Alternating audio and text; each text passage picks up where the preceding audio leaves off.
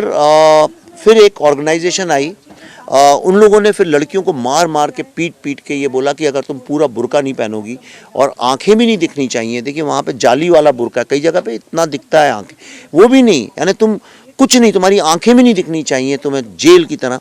और मार मार के उनको बुर्का पहनाना शुरू किया। और सिर्फ उतना ही नहीं, जब ये प्रोसेस पूरी हो गई लड़कियों को बुर्का पहनाने की, आप एक महिला आप समझ सकती हैं, उसके बाद जो दूसरी लड़कियां थीं उन लोगों को बोला तुम तिलक लगाओ ताकि पता चले दूर से कि तुम हिंदू हो और हम तुमको पकड़ सकें। तो मुझे पता है ये कैसे शुरू होता है सारी दुनिया में। अफ़गानिस्तान, ईरान में देखिए आप, इराक में देखिए, वहाँ पे लड़कियाँ छोटे छोटे स्कर्ट पहनती थीं, बीचेस में बिकिनी पहन के जाती थी, उन सब की फ़ोटोज़ अवेलेबल हैं। लेकिन जब टेररिज्म घुसा वहाँ पे, ये इस्लामिक टेररिज्म के साथ सबसे बड़ी प्रॉब्लम ये है कि ये जाते घुसते ही साथ सबसे पहले महिलाओं का और वीकर सेक्शंस को दबाता है, टॉर्चर करता है, उनको बुर्के के अंदर भर देता है।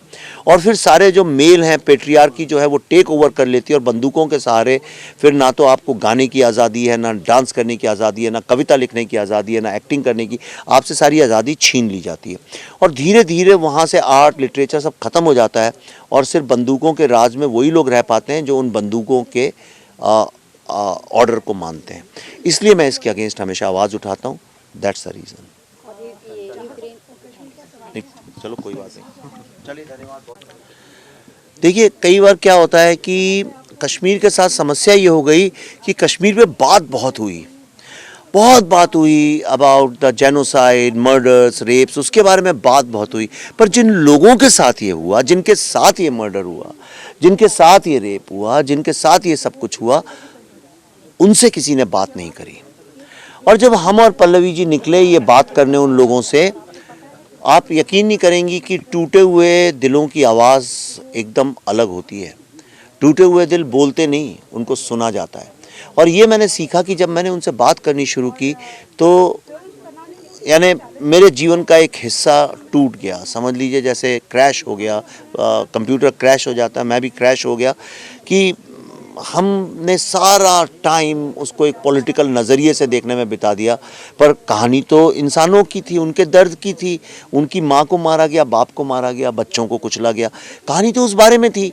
पर हम बात करते रहे एक ऐसी कहानी की जो एग्जिस्ट ही नहीं करती है।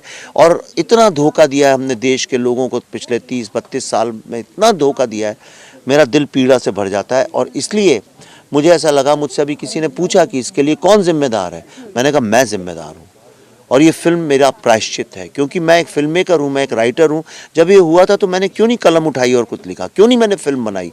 कुछ नहीं तो मैं एक कैमरा ले लेता और उससे भी कुछ शूट करके कर सकता था, पर मैंने नहीं किया। इसलिए क्योंकि क्यों करूँ, इससे मुझे क्या फ़ायदा है। लेकिन अब मैं जो कर रहा हूँ ये मेरा प्रायश्चित है। मैं आने वाली जनरेशन्स को इतना साहस और हिम्मत हो इस फिल्म से कि वो भी ये कहानियाँ सुनाने पे मजबूर हो जाए। जिस तरह से सिचुएशन चल रही है अभी ये यूक्रेन में, अगर बात की जाए उसकी, या फिर अपने देश की बात की जाए कर्नाटका में हिजाब को लेकर, उस पर आपकी क्या कुछ टेक होगी, क्या कुछ ओपिनियन है? देखिए कर्नाटका में पहली बात तो वो हिजाब की कंट्रोवर्सी नहीं, वो बुर्के की कंट्रोवर्सी है। हिजाब तो सिर्फ सर में वो बांधने को कहते हैं, ये बुर्के की कंट्रोवर्सी है। और मीडिया उसको झूठ मूठ हिजाब कंट्रोवर्सी इसलिए बोल रहा है कि फॉरेन में, अमेरिका और बाकी जगह में हिजाब वर्ड को लेके थोड़ी सेंसिटिव हैं लोग। बुर्का बोलेंगे तो वो लोग भी उसके अगेंस्ट खड़े हो जाएंगे। अमेरिका में बुर्का उर्का कोई नहीं एक्सेप्ट करता है, हिजाब तक ठीक है। तो ये, पर मैं उसके अगेंस्ट इसलिए बोलता हूँ क्योंकि मैंने कश्मीर को बहुत गहरा अध्ययन किया। कश्मीर में अगर आप देखें तो 80 के पहले की जो लड़कियां थीं वो बिल्कुल आपसे भी ज़्यादा मॉडर्न कपड़े पहनती। मॉडर्न का मतलब मेरा ये नहीं है कि कम कपड़े पहनना, मॉडर्न से मतलब वेस्टर्न जीन्स पहनती थी, शर्ट पहनती थी, टी शर्ट्स पहनती थी, हर तरह के कपड़े। और उन लोगों को ऐसा नहीं था कि कोई सोसाइटी बांध रही है कि तुम्हें ये पहनना ही पड़ेगा चाहे कुछ भी हो जाए, उनको स्वतंत्रता थी। और फिर एक ऑर्गेनाइजेशन आई।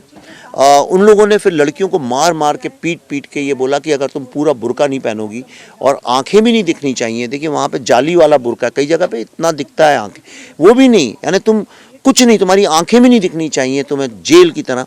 और मार मार के उनको बुर्का पहनाना शुरू किया। और सिर्फ उतना ही नहीं, जब ये प्रोसेस पूरी हो गई लड़कियों को बुर्का पहनाने की, आप एक महिला आप समझ सकती हैं, उसके बाद जो दूसरी लड़कियां थीं उन लोगों को बोला तुम तिलक लगाओ ताकि पता चले दूर से कि तुम हिंदू हो और हम तुमको पकड़ सकें। तो मुझे पता है ये कैसे शुरू होता है। सारी दुनिया में, अफ़गानिस्तान, ईरान में देखिए आप, इराक में देखिए, वहाँ पे लड़कियाँ छोटे छोटे स्कर्ट पहनती थीं, बीचेस में बिकिनी पहन के जाती थी, उन सब की फ़ोटोज़ अवेलेबल हैं। लेकिन जब टेररिज्म घुसा वहाँ पे, ये इस्लामिक टेररिज्म के साथ सबसे बड़ी प्रॉब्लम ये है कि ये जाते घुसते ही साथ सबसे पहले महिलाओं का और वीकर सेक्शंस को दबाता है, टॉर्चर करता है, उनको बुर्के के अंदर भर देता है। और फिर सारे जो मेल हैं, पेट्रियार्की जो है वो टेक ओवर कर लेती है और बंदूकों के सहारे फिर ना तो आपको गाने की आज़ादी है, ना डांस करने की आज़ादी है, ना कविता लिखने की आज़ादी है, ना एक्टिंग करने की, आपसे सारी आज़ादी छीन ली जाती है। और धीरे धीरे वहाँ से आर्ट, लिटरेचर सब खत्म हो जाता है और सिर्फ बंदूकों के राज में वही लोग रह पाते हैं जो उन बंदूकों के ऑर्डर को मानते हैं। इसलिए मैं इसके अगेंस्ट हमेशा आवाज़ उठाता हूँ। अगर आप ये वीडियो YouTube पर देख रहे हैं तो हमारे चैनल को सब्सक्राइब करें और बेल आइकन को दबाना ना भूलें। अगर आप Facebook पर ये वीडियो देख रहे हैं तो हमारे पेज को लाइक करें।